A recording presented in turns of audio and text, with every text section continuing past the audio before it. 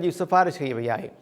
अॻूणे director doctor Krishna vaccine परॾे मां घुराइण वारे मामले जी जांच जो मुतालबो कंदे चयो आहे त लाइव स्टॉक खाते Sindh institute of animal health मां वैक्सीन ठहिराइण बदिरां परॾे मां घुराए थो। वैक्सीन हंगामी बुनियादनि ते परॾे मां घुराइणु मुमकिन नाहे।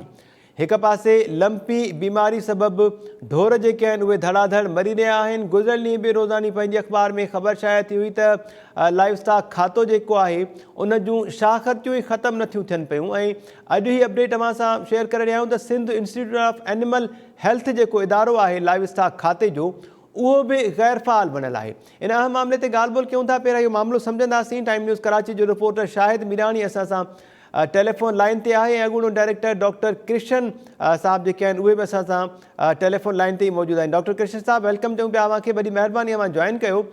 शायद अव्हां थोरो अपडेट कयो थी मामिलो छा आहे।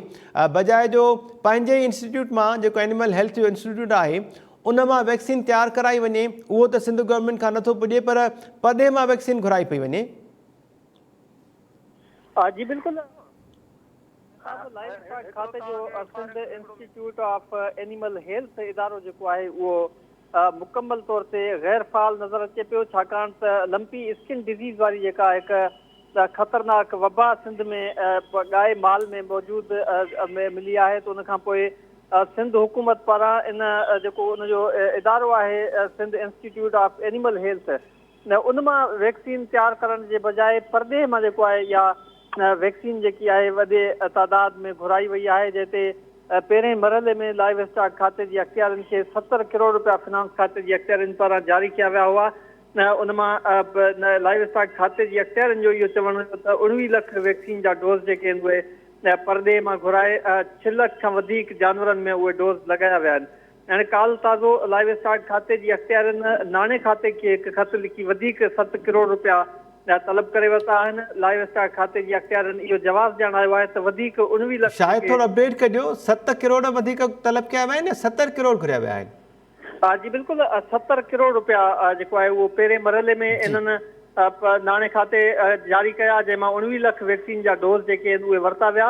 हाणे काल जेको ताज़ो ख़त लिखियो वियो आहे उन में इहो ॼाणायो वियो आहे त वधीक 70 करोड़ रुपया जेके आहिनि उहे जारी कया वञनि, जीअं 19 लख डोज़ जेके आहिनि वैक्सीन जा उहे परॾे मां घुराए सघजनि। जेतोणीक सिंध जो इहो Sindh institute of animal health वारो जेको इदारो आहे इन में करोड़े रुपयनि जी सिंध सरकार मशीनरी जेकी आहे ख़रीद करे उते रखी आहे। हिकिड़ो मुकमल सेटअप जेको आहे उते मौजूदु आहे, पर उनजे बावजूदि उतां वैक्सीन जेकी आहे उहा तयारु नाहे थी।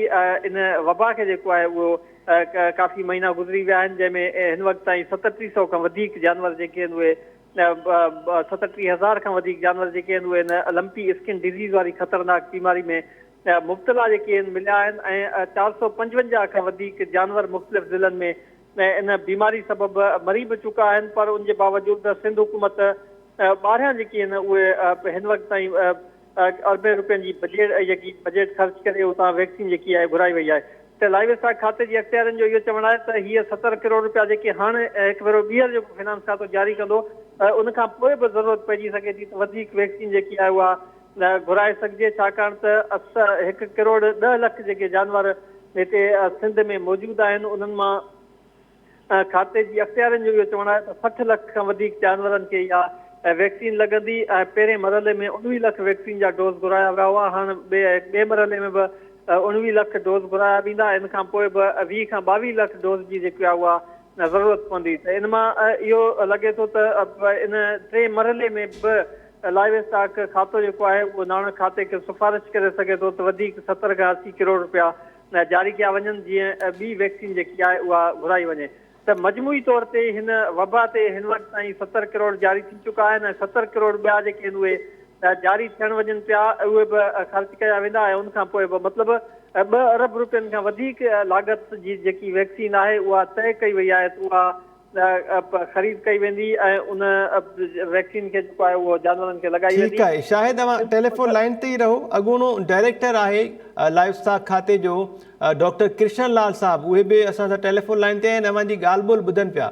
डॉक्टर कृष्ण लाल साहब, फिगर्स जेके आहिनि उहे असांजे रिपोर्टर शाहिद मीरानी शेयर कया आहिनि कीअं पिया ॾिसो अवां सिंध हुकूमत जी इहा अप्रोच त पंहिंजो जेको खाते जो इंस्टीट्यूट आहे एनिमल हेल्थ जो उहो त गैर फ़ाल बणियल आहे, परॾेह मां इब्तिदाई तौर ते कुझु डोज़ जेके आहिनि 19 लख जे लॻभॻि उहे घुराया विया आहिनि ऐं दावा कई पई वञे त उहे लॻाया विया आहिनि, पर मालवनि त हिन वक़्तु बि परेशान आहिनि। उहे चवनि पिया उन्हनि जे ढोरनि खे वैक्सीन न पई थिए, केतिरा ई ढोर मरी रहिया आहिनि।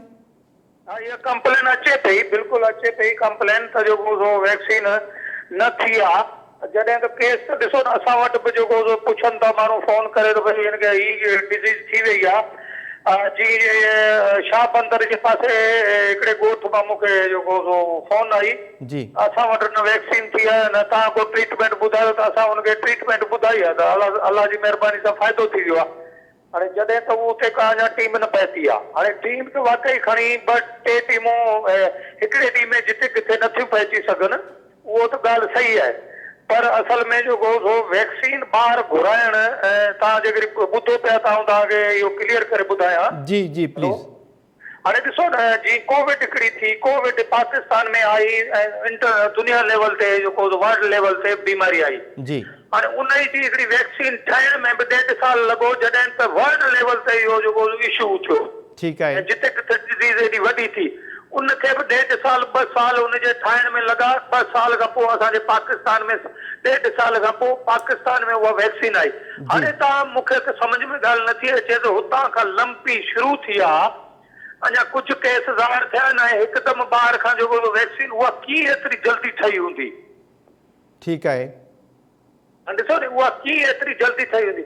असां वटि जेकॾहिं ॾिसो न असां में जेकॾहिं एतिरी एफिशिएंसी जॾहिं सिया Sindh institute of animal health जॾहिं उहो ॿियूं वैक्सीन ठाहे पई त छा उहो जल्दी नथे ठाहे सघी जो असांजो सिंध जो पैसो असांजो काफ़ी बची वञे हा। कृष्ण लाल साहब अवां जेका ॻाल्हि कयो पिया कोविड जी वैक्सीन ठहण में वॾो वक़्तु लॻी वियो ऐं हाणे अवां चयो पिया त लंपी जी वैक्सीन तयारु थियण में बि टाइम लॻंदो, त सिंध गवर्नमेंट इब्तिदाई तौर ते 70 करोड़ रुपयनि जी 19 लख वैक्सीन जेका घुराई उहे डोज़िस उहे कीअं घुराया, उहे किथां आया? उहो ई त ॻाल्हि करियां पियो न, आउं त उहो ई चवां पियो त हिननि चयो आहे त भई असां ॿाहिरि खां घुराया आहिनि, ठीकु आहे, फॉरेन मां। जी हाणे जेको आउं चवां थो मुंहिंजे चवण जो मक़सदु इहो आहे त जेकॾहिं हिननि फॉरेन मां घुराई आहे, छा हुननि वटि अॻे लंपी वैक्सीन असल में फॉरेन में डिज़ीज़ तमामु घटि हूंदियूं आहिनि, उन्हनि जो तमामु घणो जेको आहे सो हेल्थ ते वर्क थियल आहे, तक़रीबन डिज़ीज़ न हूंदी।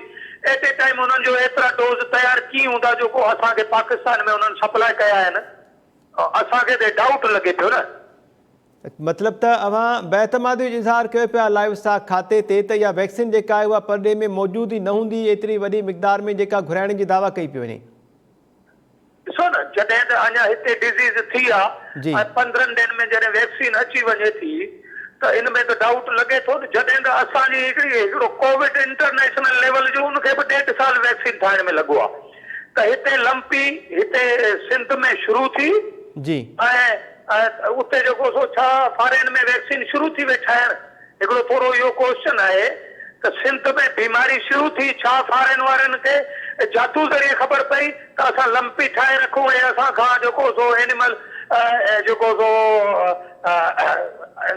लाइव स्टॉक डिपार्टमेंट जेको सो असांखां हिकदमि ख़रीद कंदो जेको असां ठाहे रखूं, इहो लॻे त नामुमकिन पियो, वधीक हाणे अलाह खे ख़बर पवंदी। ठीकु आहे कृष्ण लाल साहब, जीअं मां ॿुधायो पिया त परॾे में वैक्सीन मौजूदु ई न आहे एतिरी वॾी मिक़दार में, सिंध गवर्नमेंट अलाए किथां इहा वैक्सीन घुराई, त अवां वटि बि के तफ़सील न आहिनि? जीअं मां ॿुधायो त अवां सां कुझु मालबंदर राब्तो कयो शाह बंदर ऐं भर पासे जे इलाइक़नि मां, अवां खे बि के फिगर्स वग़ैरह न आहिनि कंहिं इलाइक़े में का वैक्सीन कई वई हुजे ढोरनि खे इन लंबी बीमारी जी? लाइव स्टॉक खातो त तफ़सील फराहम न पियो करे इन बाबति। असल में छा आहे साईं, हाणे आउं त ॾिसो न आहियां तक़रीबन जेको सो हींअर रिटायर्ड, हाणे असांखे जेके पुराणा जंहिं एरिया में रहियल आहियूं त उन्हनि जो बिलीव आहे, तंहिंजे करे उहो मूंखे फ़ोनूं कंदा आहिनि त साईं हे डिज़ीज़ आहे, हे डिज़ीज़ आहे, हे डिज़ीज़ आहे, साइन सिम्टम ॿुधाईंदा आहिनि, असां ट्रीटमेंट ॿुधाईंदा आहियूं, अलाह जी महिरबानी सां उहो जानवर ठीकु थी वेंदो आहे। अच्छा, छा टोटको आहे उहो? वैक्सीन खां अलावा कहिड़ो तरीक़ो आहे इलाज जो? थोरो शेयर कजो टाइम न्यूज़ जे नाज़रीन जे लाइ बि।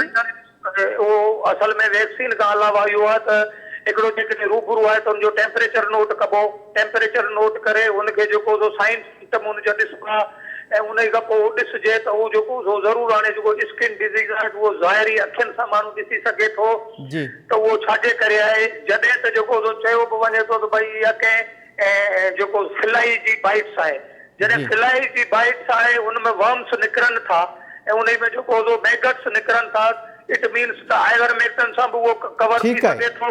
जी किरशन लाल साहब महिरबानी अवां टाइम न्यूज़ सां ॻाल्हि ॿोल कई। शाहिद मीराणी अवां जी वॾी महिरबानी, अवां बि हिन मामले ते अपडेट कयो। नाज़रीन, लाइव स्टॉक खाते पारां सिंध गवर्नमेंट पारां के बि फिगर्स जारी न आहिनि कया विया।